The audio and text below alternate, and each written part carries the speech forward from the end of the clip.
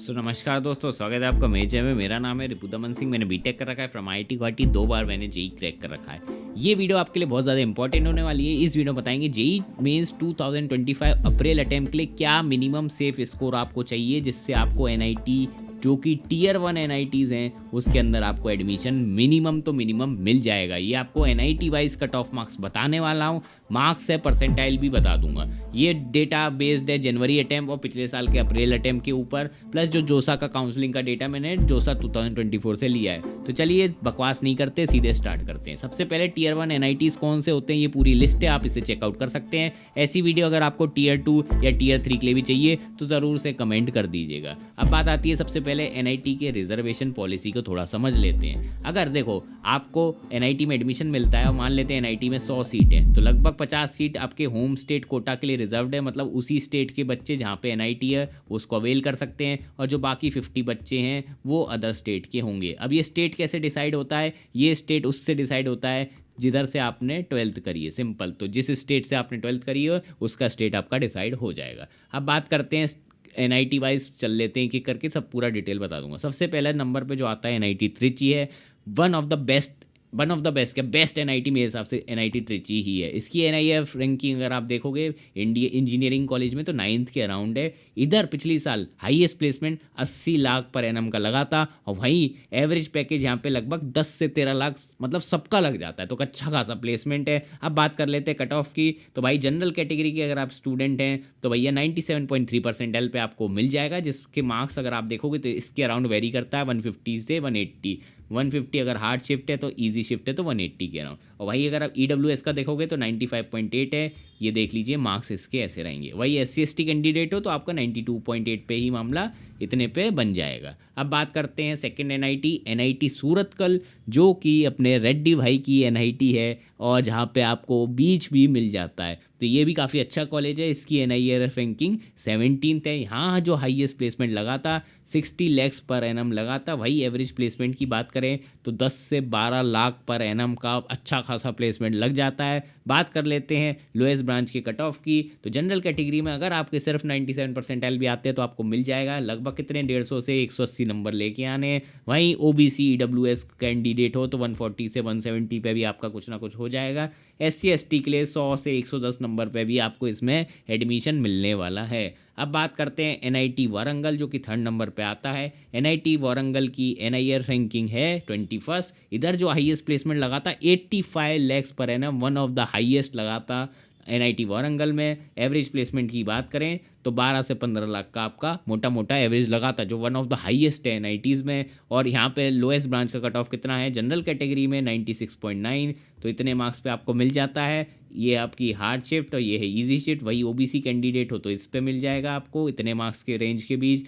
SC/ST के लिए 115 से 120 मार्क्स पे आपको ये कॉलेज मिल जाएगा। अब आगे बढ़ने से पहले आपको एक चीज़ बता दें, me and my friend he is from IIT BHU, इनका लगा था 1 CR का प्लेसमेंट। हमने आप बच्चों को सही गाइडेंस मिल सके जेई प्रिपरेशन के लिए, जरा से भी सीरियस हो तो हमने आपके लिए 1-to-1 मेंटरशिप निकाली है, जिसकी प्राइस बहुत ही मिनिमल हमने सेट करी है, सिर्फ ₹800 पर मंथ। इसमें आपको हमारा पर्सनल कॉल सपोर्ट मिलेगा, test series free of cost मिलेगी, फ्री ऑफ कॉस्ट टॉपर्स के नोट्स मिलेंगे, कोई दिक्कत नहीं है, प्लानर मिलेगा, सब कुछ मिलने वाला है। अगर आप जरा से भी जेई के लिए सीरियस हैं और आपको ऐसा लगता है कि आप भटक गए हैं, आपको समझ नहीं आ रहा है क्या करना है, तो ज़रूर से इसे ज्वाइन कर लेना है। और अगर आपको लगता है ₹800 पर मंथ आपके लिए ज़्यादा है तो आपके लिए एक और ऑफर है। अगर आप हमारी normal test series JE master की भी बाय करते हैं तो उसके साथ आपको हमारी फ्री मेंटरशिप ग्रुप वाली मिलेगी, जिसमें सब कुछ सेम है, बस कॉल सपोर्ट आपको नहीं मिलेगा, बाकी व्हाट्सएप पे चैट सपोर्ट ज़रूर मिल जाता है। तो ये प्राइस हमने बहुत ही मिनिमल और अफोर्डेबल रखी है, सिर्फ ₹100 पर मंथ। अगर आप 1 साल का लेते हैं तो आप ज़रूर से बाय करिए। और अगर आपको अभी भी ये लग रहा है कि बहुत महंगा है तो आपके लिए एक बोनस है। अगर आपके जेई मेंस के अंदर 92 परसेंटाइल आ जाते हैं आपको आईफोन मिलेगा। तो आईफोन के लिए क्या करना है? कुछ नहीं करना है, जो फॉर्म गूगल फॉर्म दे रखा है डिस्क्रिप्शन में उसको फटाफट भर देना है, बस इतना सा कर लेना। चलो आगे चलते हैं। अब चौथे नंबर के एनआईटी पे आते हैं, जिसका नाम है एनआईटी राउरकेला। एनआईटी राउरकेला बहुत ही अच्छा प्यारा कॉलेज है। एनआईआरएफ रैंकिंग में 19 रैंक काफ़ी अच्छी रैंक है, जिधर हाईएस्ट प्लेसमेंट लगभग 65 LPA लगा था। और एवरेज प्लेसमेंट यहाँ पे लगभग 12 से 13 लाख पर एनएम का रहता ही रहता है। लोएस्ट ब्रांच का कट ऑफ अगर हम देखें तो एनआईटी का जनरल कैटेगरी की 96 परसेंटाइल पे एडमिशन मिल जाता है, मतलब 140 मार्क्स अगर आपकी हार्ड शिफ्ट है और 170 अगर आपकी ईजी शिफ्ट है। वही ओबीसी ईडब्ल्यूएस के लिए 95 परसेंटाइल पे भी मिल जाएगा, या मतलब इतने नंबर आपको प्री अटेम्प्ट में लाने हैं। और अगर आप SC ST कैंडिडेट है तो 100 नंबर लाएंगे तो भी मोटा मोटा आपको एडमिशन मिल सकता है। अब बात करते हैं अपने फिफ्थ एनआईटी जो कि एनआईटी इलाहाबाद या प्रयागराज है। इसकी एनआईएफ रैंकिंग है 60, लेकिन प्लेसमेंट में ये college one of the best college है इंडिया का। हाईएस्ट प्लेसमेंट 75 LPA लगा है। एवरेज लगभग 14 से 16 लाख पर एनम रहता है। वन ऑफ द हाईएस्ट है एनआईटीज़ के अंदर।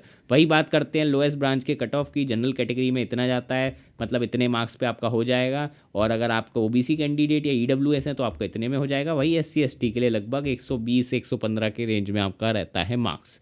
अब बात करते हैं सिक्स्थ एनआईटी पे जो कि है एनआईटी कैलीकट की भैया एनआईआरएफ रैंकिंग 25, काफ़ी अच्छी रैंकिंग है। प्लेसमेंट में भी डिसेंट है। 55 LPA का हाईएस्ट पैकेज लगा था पिछले साल। एवरेज पे प्लेसमेंट देखोगे तो लगभग 10 से 12 का लग जाता है मोटा मोटा। लोएस्ट ब्रांच के कट ऑफ की बात करते हैं तो 96.6 परसेंटाइल पे आपको मिल जाता है। इतने मार्क्स आपको चाहिए होंगे। ओबीसी के लिए इतनी परसेंटाइल चाहिए और इतने मार्क्स। और वही बात करी SC ST के लिए तो आपको 115 मार्क्स पे एंट्री यहाँ पे मिल जाएगी।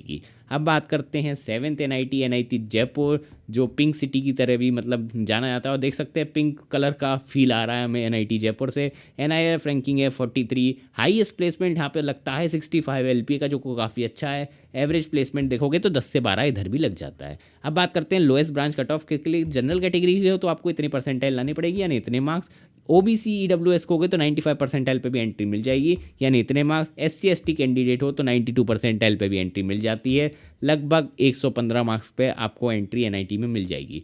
वही बात करते हैं 8th नंबर के एनआईटी यानी एनआईटी नागपुर के ऊपर। एनआईटी नागपुर की रैंकिंग है 39। हाईएस्ट प्लेसमेंट यहाँ भी 65 LPA का लगा है, जो कि काफ़ी अच्छा है। प्लेसमेंट भैया लगभग एवरेज में तो एनआईटी इलाहाबाद को टक्कर दे रहा है, 14 to 16 LPA। वही लोएस्ट ब्रांच का कट ऑफ अगर देखोगे जनरल कैटेगरी का 95.9 है, ठीक है, और इतने मार्क्स चाहिए। ओबीसी ईडब्ल्यूएस के 95 परसेंटाइल, इतने मार्क्स। और अगर आप SC ST कैंडिडेट हैं तो आपका इतने मार्क्स पे आपको एडमिशन मिल जाएगा। अब बात करते हैं 9th एनआईटी यानी एनआईटी सूरत की। एनआईटी सूरत की एनआईआरएफ रैंकिंग 65 है। यहाँ पे जो हाईएस्ट पैकेज लगा था पिछले साल 55 LPA का लगाता है। एवरेज लगभग 10 to 12 LPA रहता है। वही बात करते हैं लोएस्ट ब्रांच के कट ऑफ की, तो जनरल कैटेगरी में 96.3 मतलब परसेंटाइल आपको चाहिए। और वही मार्क्स में इतना हो जाएगा। ओबीसी के लिए इतने मार्क्स, मतलब इतने परसेंटाइल इतने मार्क्स। SC ST के लिए इतने परसेंटाइल इतने मार्क्स। अब बात करते हैं 10th नंबर के एनआईटी जो कि है एनआईटी कुरुक्षेत्र। एनआईटी कुरुक्षेत्र में एनआईआरएफ रैंकिंग इतनी है। हाईएस्ट प्लेसमेंट 65 LPA का लगा था, काफ़ी अच्छा है। एवरेज भी अच्छा खासा रहता है 13-14 LPA। कट ऑफ जो सबसे लोएस्ट ब्रांच का था जनरल कैटेगरी में इतना था, इतने मार्क्स पे आपको मिल जाएगा। ओबीसी ईडब्ल्यूएस के कैंडिडेट हो तो इतने परसेंटाइल चाहिए और इतने मार्क्स। वही बात करें SC ST की तो इतना मामला रहने वाला है। अब बात करते हैं 11th यानी अपने एनआईटी दुर्गापुर की, क्योंकि दुर्गापुर ऐसा होता है कई बार टॉप 10 में आ जाता है तो कोई टॉप 10 से बाहर चला जाता है, तो इसको भी अपन ने लगभग टॉप 10 ही मान लिया है, Tier 1।